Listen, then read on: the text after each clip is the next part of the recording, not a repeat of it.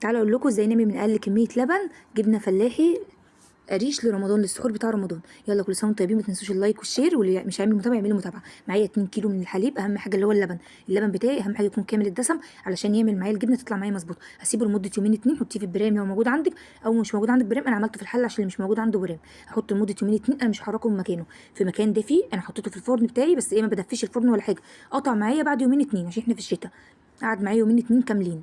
قطع معايا، بدات ان انا الم القشطه بتاعتي الفلاحي دي. قطعت معايا كميه 350 جرام من القشطه اللي هي الايه السمنه الفلاحي. انا هجيب فيديو تاني وهعملها لكم تشوفوها عامله ازاي، بتبقى جميله قوي وريحه الجبنه بتبقى خطيره.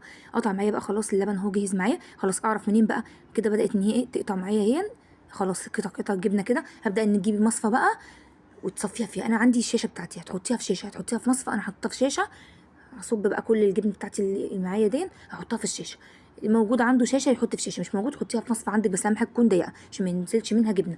والشرش اللي هينزل منها دي انت مش هترميه، لان احنا هنحفظ في الجبنه. لو قعدتيها اسبوع او اكتر الشرش ده يحافظ عليها. انا عملتها كده، لو ممكن مشبكين اتنين كده في المطبقيه وهعلقهم لحد ما اصفي كميه الميه دي، تقعد معايا مده 5 ساعات تصفي كميه الميه.